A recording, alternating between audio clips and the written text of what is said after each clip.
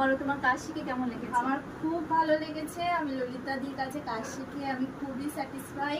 ললিতা দিয়ে যত্ন সহকারে হাতে ধরে কাজ শেখায়। আর আমার বাড়ি হচ্ছে মদনপুর কল্যাণনগর। আমি